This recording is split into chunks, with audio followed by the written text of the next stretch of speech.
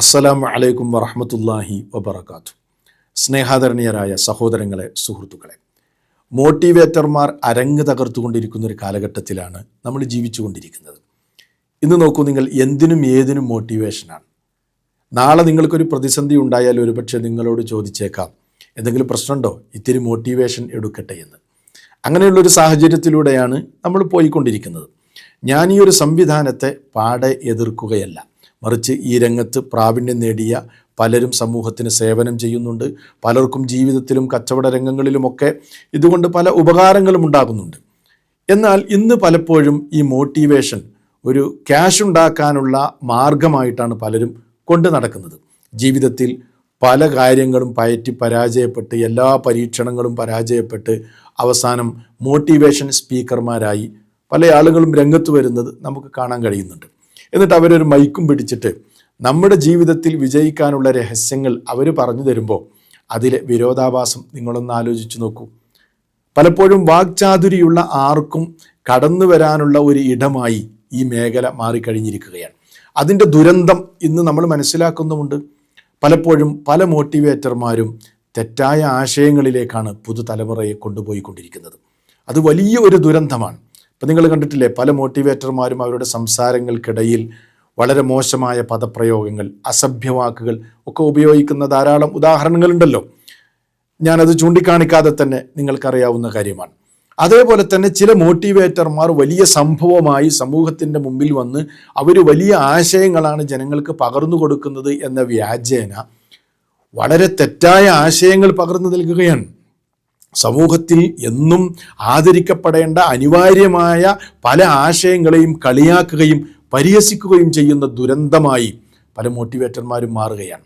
പലപ്പോഴും നമുക്കറിയാം, പുതുതലമുറ അവരിഷ്ടപ്പെടാത്ത പല കാര്യങ്ങളുണ്ട്. നിയന്ത്രണം ഇഷ്ടപ്പെടുന്നില്ല, റെസ്പോൺസിബിലിറ്റി ഇഷ്ടപ്പെടുന്നില്ല, അതേപോലെ തന്നെ ആരെങ്കിലും അവരെ ഉപദേശിക്കുന്നത് ഇഷ്ടമല്ല, അതിൽ നിന്ന് പുറംതിരിഞ്ഞ് നിൽക്കുക. അപ്പോൾ ചില മോട്ടിവേറ്റർമാരൊക്കെ പുതുതലമുറ ന്യൂജൻ എന്താണോ ഇഷ്ടപ്പെടുന്നത് ആ ഇഷ്ടപ്പെടുന്ന വഴിയിലൂടെ അവർക്കിഷ്ടമായ കാര്യങ്ങൾ പറഞ്ഞ് സമൂഹത്തിൽ വളരെ പ്രധാനമായും അംഗീകരിക്കപ്പെട്ട മനുഷ്യ ജീവിതത്തിൻ്റെ നിലനിൽപ്പിന് അനിവാര്യമായ പല പ്രധാനപ്പെട്ട ആശയങ്ങളെയും അല്ലെങ്കിൽ പ്രധാനപ്പെട്ട സന്ദേശങ്ങളെ കളിയാക്കുകയും പരിഹസിക്കുകയും ചെയ്യുന്ന ദുരന്തപൂർണമായൊരവസ്ഥ പലപ്പോഴും ഇന്ന് നമ്മൾ കാണുകയാണ്. കഴിഞ്ഞ ദിവസം ഒരാൾ എനിക്ക് ഒരു ക്ലിപ്പ് അയച്ചു തന്നു. ഒരു മോട്ടിവേറ്ററുടെ സംസാരമാണ്. ഞാനത് കേട്ടപ്പോൾ ശരിക്കും ഞെട്ടിത്തെരിച്ചു പോയി. നിങ്ങളതൊന്ന് കേട്ടു നോക്ക്. ഞാൻ കുട്ടികളോട് ചോദിക്കും, നിങ്ങൾക്ക് അമ്മയച്ഛനും ചെയ്യുന്ന ഏറ്റവും ഇഷ്ടമുള്ള കാര്യം എന്തായിരിക്കും പിള്ളേർ പറയാം? ഉപദേശം നിർത്തണം, നിർദ്ദേശം കൊടുക്കാം. ഈ ഉപദേശം എന്തിനു തുല്യമാണെന്ന് അറിയും. അതായത് നമ്മുടെ ഉരുളക്കിഴങ്ങ്, പരിപ്പ്, ചക്കക്കുരുക്കി ഇതൊക്കെ കഴിച്ചാൽ നമ്മുടെ വീട്ടിൽ പതിവില്ലാത്ത പല ശബ്ദങ്ങൾ കേൾക്കാം. ചിലർക്ക് വെടിക്കെട്ട്, ചിലർക്ക് പാറ പൊട്ടിക്കുന്ന, ചിലർക്ക് കളകളാരം ഒരുക്കുന്ന, ചിലർക്ക് ടയറിന്റെ കാറ്റുപോയതുപോലെ. മനസ്സിലായല്ലോ? ഇതിന് തുല്യമാണ് ഉപദേശം. എന്ന് വെച്ചാൽ ഇത് വിടുന്ന ആൾക്ക് മാത്രമേ സുഖം ഉണ്ടാവുള്ളൂ, കിട്ടുന്ന ആൾക്ക് ഒരു സുഖം ഉണ്ടാവുള്ളൂ. ആരെങ്കിലും ഒരാള് ഒരു സദസ്സിൽ ഇതായിട്ട് വിട്ടപ്പോ മറ്റുള്ളവർ ഞാൻ കാത്തിരിക്കുന്നു, ഇതുപോലത്തെ ഒരെണ്ണം കൂടി ഉണ്ടോ എടുക്കാൻ. കേട്ടില്ലേ സഹോദരങ്ങളെ, എങ്ങനെയുണ്ട്? നല്ലൊരാശയത്തെ എത്ര വൃത്തികെട്ട നിലയിലാണ് ഈ മനുഷ്യൻ അവതരിപ്പിക്കുന്നത്.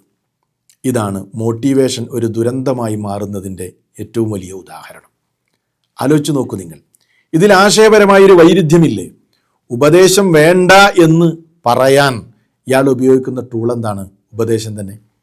ആശയപരമായ വൈരുദ്ധ്യമല്ലേ അത്? ഉപദേശത്തിലൂടെയാണ് ഇയാൾ പറയുന്നത് ഉപദേശം വേണ്ട എന്ന്. അപ്പം ഇയാൾ നടത്തുന്നതും ഉപദേശം തന്നെയല്ലേ? ഒരർത്ഥത്തിൽ ഈ മോട്ടിവേഷനും ഒരു ഉപദേശം തന്നെയല്ലേ? അപ്പോൾ വൈരുദ്ധ്യമാണ്. എന്നിട്ട് അത് കേട്ട് പൊട്ടിച്ചിരിക്കുക, കളിയാക്കുക, കുറേ വിഡ്ഢികൾ ഇത് വലിയൊരാശയമായി കൊണ്ട് നടക്കുക. ഇതൊക്കെയാണ് ഇന്ന് പലപ്പോഴും മോട്ടിവേഷൻ്റെ പേരിൽ നമ്മുടെ സമൂഹത്തിൽ നടക്കുന്നത്. സത്യത്തിൽ നിങ്ങളൊന്ന് ആലോചിച്ച് നോക്കൂ. ഈ അഡ്വൈസ്, ഉപദേശം എന്ന് പറയുന്നത് നമ്മുടെ രാജ്യത്തെ തന്നെ നിലനിർത്തുന്ന ഒരു കാര്യമാണ്, ലോകത്തെ നിലനിർത്തുന്ന കാര്യമാണ്. മനുഷ്യ ജീവിതത്തിൽ വളരെ അനിവാര്യമായ നല്ലൊരു ഗുണമാണ് ഉപദേശം എന്ന് പറയുന്നത്. ഇപ്പം നമ്മുടെ രാജ്യത്തിൻ്റെ ഭരണഘടന അതെടുത്ത് പരിശോധിച്ചിട്ടുണ്ടെങ്കിൽ ഈ നിലക്കുള്ളൊരു മണ്ടത്തരം ഇയാൾ പറയില്ല. നമ്മുടെ ഭരണഘടനയുടെ 74ാമത്തെ ആർട്ടിക്കിളിൽ പറയുന്ന കാര്യം എന്താണ്?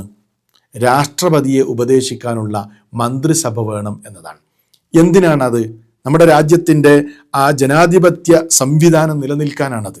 ഗവൺമെൻറ്റിൻ്റെ പ്രവർത്തനങ്ങളിലൊന്നും വ്യക്തിഗത ഉണ്ടാകാതിരിക്കാൻ, വ്യക്തിപരമായ താല്പര്യങ്ങൾ വരാതെ, അവിടെയൊക്കെ എന്തെങ്കിലുമൊക്കെ വിഷയങ്ങൾ വരുമ്പോഴേക്ക് ഉപദേശത്തിലൂടെ അത് തിരുത്തി എപ്പോഴും ഒരു ഗവൺമെൻറ്റിൻ്റെ സ്വഭാവം തന്നെ നിലനിൽക്കണം ജനാധിപത്യ സ്വഭാവം നിലനിൽക്കണം, നമ്മുടെ രാജ്യം അതതിൻ്റെതായ ശരിയായ രീതിയിൽ നിലനിൽക്കണം എന്നതുകൊണ്ട് തന്നെ നമ്മുടെ ഭരണഘടനയുടെ ആർട്ടിക്കിളിൽ എഴുതി ചേർത്ത വളരെ പ്രധാനപ്പെട്ട ഒരു സംഗതിയാണ് ഈ ഉപദേശം എന്ന് പറയുന്ന കാര്യം.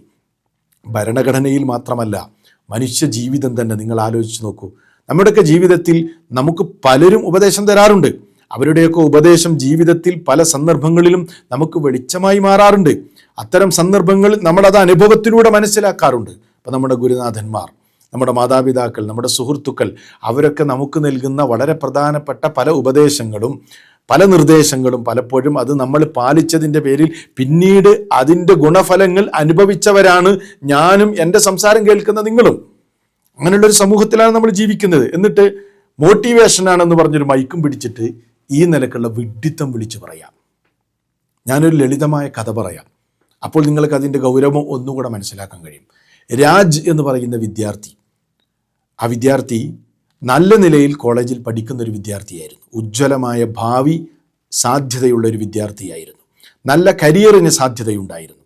അങ്ങനെ നല്ല നിലക്ക് പഠിച്ച് കോളേജിൽ മുന്നോട്ട് പോകുന്നതിനിടയിൽ പുതിയ ചില ഫ്രണ്ട്ഷിപ്പ് അയാൾക്ക് കിട്ടി, പുതിയ ചില കൂട്ടുകാരെ ലഭിച്ചു. ആ കൂട്ടുകാരുമായി സമയം ചിലവഴിച്ചു കൊണ്ടിരിക്കുന്നതിനിടയിൽ രാജിന് ബോധ്യമായൊരു കാര്യം ഉണ്ടായിരുന്നു. എൻ്റെ പുതിയ കൂട്ടുകാരുടെ ജീവിതത്തിൽ സാധാരണമായൊരു കാര്യമാണ് ലഹരി ഉപയോഗം. MDMA പോലെയുള്ള ഉപയോഗം അവരുടെ ജീവിതത്തിൽ ഒരു സാധാരണ സംഭവമാണെന്ന് അദ്ദേഹത്തിന് മനസ്സിലായി. അങ്ങനെ ഒരിക്കൽ കൂട്ടുകാരുമായി ഒന്നിച്ചിരിക്കുന്നതിനിടയിൽ ഒരു കൂട്ടുകാരൻ അയാളോട് പറഞ്ഞു, നീ ഇതൊന്ന് ഉപയോഗിച്ച് നോക്ക്, ഇത് വേറെ ലെവലാണ്, ഇതിൻ്റെ ഒരു ഫീല് വളരെ നല്ല ഫീലായിരിക്കും, അതുകൊണ്ട് ഇതൊന്ന് ഉപയോഗിക്ക് എന്ന് MDMA കൊടുത്തിട്ട് അവനോട് പറഞ്ഞു. രാജ് അല്പനേരം സംശയത്തോടെ ഒന്നിങ്ങനെ ചിന്തിച്ചു, ആലോചിച്ചു. അവൻ്റെ മനസ്സിൽ അവനിങ്ങനെ ചിന്തിച്ചിട്ട് അവൻ പറഞ്ഞു, ഇതൊക്കെ അപകടമുണ്ടാക്കുന്ന കാര്യമല്ലേ, ഇതൊന്നും എനിക്ക് വേണ്ട. ചിരിച്ചുകൊണ്ട് അവൻ്റെ കൂട്ടുകാരൻ വീണ്ടും അവനോട് പറഞ്ഞു, ഒരൊറ്റ പ്രാവശ്യം ഉപയോഗിച്ചത് കൊണ്ടൊന്നും ഒന്നും സംഭവിക്കാനില്ല, നീ ഇതൊന്ന് ഉപയോഗിച്ച് നോക്ക്, നിനക്ക് നല്ലൊരു ഫീലുണ്ടാകും എന്ന് പറഞ്ഞു. അങ്ങനെ രാജ് ആദ്യ തവണ MDM ആ രാവിൽ എടുത്തു. ആ രാത്രി MDMA ഉപയോഗിച്ചു. ആദ്യം ഒരു തലകറക്കമുണ്ടായെങ്കിലും ഒരു നല്ല അനുഭവമായിരുന്നു അന്നത്തെ ദിവസം അവനുണ്ടായത്. സന്തോഷകരമായൊരവസ്ഥയുണ്ടായി. പതിയെ പതിയെ MDMA എന്ന് പറയുന്ന മാരകമായ ലഹരി ഉപയോഗത്തിലേക്ക് അവൻ വഴുതി വീഴുകയും അത് നിത്യമായി ഉപയോഗിക്കുന്ന ഒരവസ്ഥയിലേക്ക് മാറുകയും ചെയ്തപ്പോൾ എന്താ സംഭവിച്ചതെന്നറിയോ? അവൻ്റെ കോഴ്സുകളെല്ലാം നിരാകരിക്കപ്പെട്ടു. അവൻ്റെ കുടുംബബന്ധം ആകെ പ്രശ്നമായി. മറ്റുള്ളവരുമായി അവനുള്ള ബന്ധം വഷളായി. വലിയ തോതിലുള്ള ഭീമമായ സാമ്പത്തിക നഷ്ടമുണ്ടായി. അവസാനം അവനെ ഹോസ്പിറ്റലിൽ പ്രവേശിപ്പിച്ചു. അങ്ങനെ ഹോസ്പിറ്റലിൽ കഴിഞ്ഞുകൂടുന്നതിനിടയിൽ ആ ഹോസ്പിറ്റലിലെ വളരെ പ്രധാനപ്പെട്ട ഒരു ഡോക്ടർ അവൻ്റെ അടുക്കൽ വന്നിട്ട് അവനോട് പറഞ്ഞു, മോനെ, ഈ മരുന്ന് ഉപയോഗിക്കുക എന്നത് വളരെ അപകടകരമായൊരു സംഗതിയാണ്, ജീവിതം തന്നെ ഇല്ലാതാക്കുന്ന ഒരു മരുന്നാണിത്. മോനെ, എനിക്ക് മുമ്പ് പരിചയമുണ്ടായിരുന്നെങ്കിൽ ഇതിൻ്റെ ഗൗരവം ഞാൻ അന്ന് അപ്പോൾ പറഞ്ഞു തന്നേനെ, പക്ഷേ ഇനിയിപ്പോൾ ഒന്നും ചെയ്യാനില്ലല്ലോ എന്നൊക്കെ ഡോക്ടർ ഇതിൻ്റെ ഗൗരവം അവനിങ്ങനെ പറഞ്ഞു കൊടുക്കുമ്പോൾ രാജിൻ്റെ കണ്ണുകളിൽ നിന്ന് കണ്ണുനീരുകൾ ഇങ്ങനെ ഉറ്റുവീഴാൻ തുടങ്ങി. അവൻ ചിന്തിച്ചു, അവൻ ആലോചിച്ചു, ഇതേ ഒരു ഉപദേശം എനിക്ക് മുമ്പ് ആരൊക്കെയോ തന്നിരുന്നു, പക്ഷേ അന്ന് അതെല്ലാം ഞാൻ അവഗണിച്ചു. ഇപ്പോൾ അനുഭവമാണ് എൻ്റെ ഏറ്റവും വലിയ ഗുരു. ഞാൻ അനുഭവത്തിലൂടെ ഇത് എനിക്ക് മനസ്സിലായി, ബോധ്യപ്പെട്ടു. പക്ഷേ അപ്പോഴേക്ക് എല്ലാം നഷ്ടമായി. എൻ്റെ പഠനം, എൻ്റെ ബന്ധുക്കൾ, എൻ്റെ സാമ്പത്തികമായ അവസ്ഥ, എൻ്റെ അഭിമാനം എല്ലാം നഷ്ടമായി തകർന്ന് വേദനകൾ സഹിച്ചുകൊണ്ട് കഴിഞ്ഞുകൂടുകയാണ്. നോക്കൂ നിങ്ങൾ, ഇതാണ് ഉപദേശത്തിൻ്റെ പ്രസക്തി. ഉപദേശം നമുക്ക് കിട്ടിയാൽ അത് സ്വീകരിക്കേണ്ട സമയത്ത് നമ്മൾ സ്വീകരിക്കുകയാണെങ്കിൽ ഒരുപാട് വേദനകളിൽ നിന്ന് നമുക്ക് രക്ഷപ്പെടാൻ കഴിയും. എന്നാൽ ഉപദേശങ്ങളോട് പുറംതിരിഞ്ഞ് അതിനെ കളിയാക്കി, അതിനെ മോശമായ നിലക്ക് അവതരിപ്പിച്ച് കളിയാക്കി പൊട്ടിച്ചിരിച്ച് ജീവിച്ച് അതിനൊക്കെ തള്ളി തോന്നിയതുപോലെ ജീവിച്ചു കഴിഞ്ഞാൽ അതിൻ്റെ ദുരന്തങ്ങൾ അത് ഭീകരമായിരിക്കുമെന്ന് നമ്മുടെ അനുഭവങ്ങൾ തന്നെ നമ്മളെ പഠിപ്പിക്കും. അതിനൊരുപാട് ഉദാഹരണങ്ങൾ ഞാനിത് പറയുമ്പോൾ കേൾക്കുന്ന നിങ്ങളുടെ തന്നെ ജീവിതത്തിൽ നിങ്ങൾക്കുണ്ടാവും. ഇങ്ങനെയുള്ള നല്ല ആശയങ്ങളെയാണ് മോട്ടിവേറ്റർമാർ വന്ന് ഇവിടെ വൃത്തികേടാക്കി സമൂഹത്തിൽ അകത്താറുമാറാക്കി കളയുന്നത്. എന്നിട്ട് അതിൻ്റെ പേരാണെങ്കിലോ മോട്ടിവേഷൻ. അപ്പോൾ ഇത്തരത്തിലുള്ള മോട്ടിവേറ്റർമാരെ നമ്മൾ മനസ്സിലാക്കുകയും തിരിച്ചറിയുകയും ചെയ്യുക. അവർ സമൂഹത്തിന് ഗുണത്തിലേറെ ദുരന്തമാണ് വരുത്തി വെക്കുന്നത് എന്ന തിരിച്ചറിവ് നമുക്കുണ്ടാകണമെന്ന് ഈ ഒരു മേഖലയിൽ വളരെ പ്രധാനമായി നമുക്ക് ഉണ്ടാകേണ്ട ഒരു സംഗതിയാണ്, ഒരറിവാണത്. അതുകൊണ്ടാണ് ഈ ചില മോട്ടിവേറ്റർമാർ ദുരന്തമായി മാറുന്നത്. അതുകൊണ്ട് തന്നെ മാനവകുലത്തിന് നമുക്ക് ചെയ്യാനുള്ള ഏറ്റവും നല്ലൊരു ഉപകാരം എന്താണെന്ന് ചോദിച്ചാൽ നല്ല ഉപദേശമാണ്. ആ ഉപദേശത്തെ എത്ര നിലക്ക് വികൃതമാക്കിയാലും അത് സമൂഹം മനസ്സിലാക്കും എന്നാണ് അതിനെ സംബന്ധിച്ച് ഓർമ്മപ്പെടുത്താനുള്ളത്. അതുകൊണ്ട് ഇത്തരം കാര്യങ്ങളെക്കുറിച്ച് നമ്മൾ ജാഗരൂകരാകണമെന്ന് ഒരിക്കൽ കൂടി ഓർമ്മപ്പെടുത്തുകയാണ്.